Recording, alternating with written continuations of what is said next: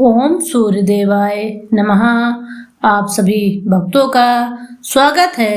आज हम सुनेंगे रविवार की व्रत कथा, जो सूर्य भगवान की कृपा प्राप्त करने के लिए की जाती है।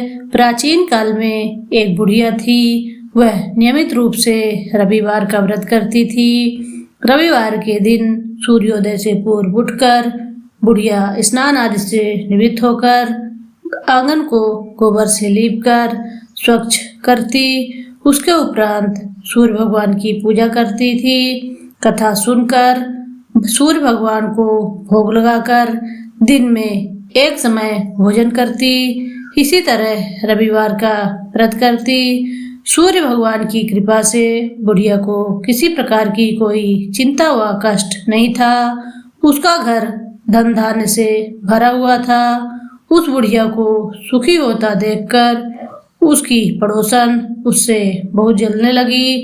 बुढ़िया रोजाना पड़ोसन के आंगन में बंधी गाय का गोबर लाती और अपना घर लीपती। शनिवार के दिन रात को पड़ोसन ने अपनी गाय को घर के भीतर बांध दिया ताकि बुढ़िया अपना घर न लीप सके।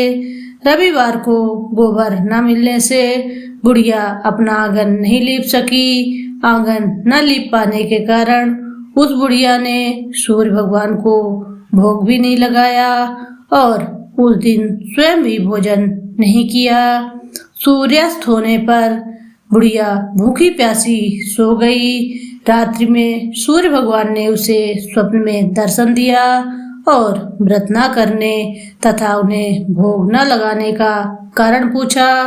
बुढ़िया ने बहुत ही करुण स्वर में पड़ोसन के द्वारा घर के अंदर गाय बांधने और गोबर न मिल पाने की बात बोली।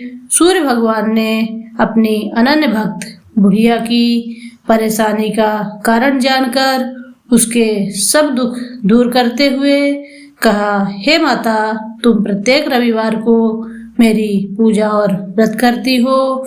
मैं तुमसे अति प्रसन्न हूँ और तुम्हें ऐसी गाय प्रदान करता हूँ जो तुम्हारे घर आंगन को धन धान्य से भर देगी। तुम्हारी सभी मनोकामनाएं पूरी होंगी। स्वप्न में उस बुढ़िया को ऐसा वरदान देकर सूर्य भगवान अंतर्ध्यान हो गए। प्रातःकाल सूर्योदय से पूर्व उस बुढ़िया की आंख खुली तो वह अपने आंगन में गाय और सुंदर गाय के बछड़े को देखकर हैरान हो गई। गाय को आंगन में बांधकर उसने जल्दी से उसे चारा लाकर खिलाया। पड़ोसन ने उस बुढ़िया के आंगन में बंधी सुंदर गाय और बछड़े को देखा तो वह उससे और अधिक जलने लगी। तभी गाय ने सोने का गोबर किया। गोबर को देखते ही पड़ोसन की आंखें फट गई।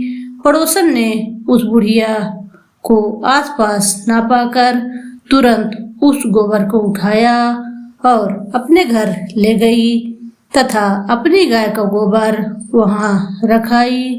सोने के गोबर से पड़ोसन कुछ ही दिनों में धनवान हो गई। गाय प्रतिदिन सूर्योदय से पूर्व सोने का गोबर किया करती थी और बुढ़िया के उठने से पहले ही पड़ोसन उस गोबर को उठाकर ले जाती थी। बहुत दिनों तक बुढ़िया को सोने के गोबर के बारे में कुछ पता नहीं चला। बुढ़िया पहले की तरह हर रविवार को भगवान सूर्यदेव का व्रत करती रही और कथा सुनती रही। सूर्य भगवान को जब पड़ोसन की चालाकी का पता चला तो उन्होंने एक दिन तेज आंधी चलाई। आंधी का प्रकोप देखकर बुढ़िया ने अपनी गाय को घर के भीतर बांध दिया। अब पड़ोसन सोने का गोबर न ले जा सकी। सुबह उठकर बुढ़िया ने सोने का गोबर देखा तो उसे बहुत आश्चर्य हुआ। उस दिन के बाद बुढ़िया गाय को घर के भीतर बांधने लगी। सोने के गोबर से कुछ ही दिनों में वह बुढ़िया बहुत धनी हो गई।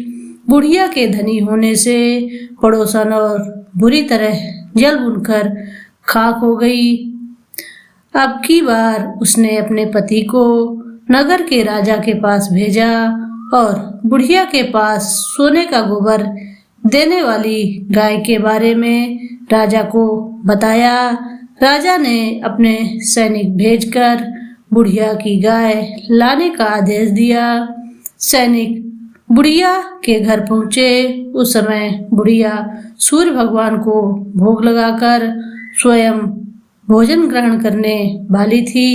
राजा के सैनिक जबरदस्ती गाय और बछड़े को महल की ओर ले चले। बुढ़िया ने प्रार्थना की, बहुत रोई, चिल्लाई, लेकिन राजा के सैनिक नहीं माने। गाय व बछड़े के चले जाने से बुढ़िया बहुत दुखी हुई। उस दिन उसने कुछ नहीं खाया और भूखी प्यासी सारी रात सूर्य भगवान से गाय व बछड़े को लौटाने के लिए प्रार्थना करती रही। गाय को देखकर राजा बहुत खुश हुआ। सुबह जब राजा ने सोने का गोबर देखा तो उसके आश्चर्य का ठिकाना ना रहा। उधर सूर्य भगवान को भूखी प्यासी बुढ़िया को इस तरह प्रार्थना करते देख उस पर बहुत दया आई। उसी रात सूर्य भगवान ने राजा को स्वप्न में कहा, राजन, बुढ़िया की गाय व बछड़ा तुरंत लौटा दो, नहीं तो तुम पर विपत्तियों का पहाड़ टूट पड़ेगा। तुम्हारे राज्य में भूकंप आएगा, तुम्हारा महल नष्ट हो जाएगा।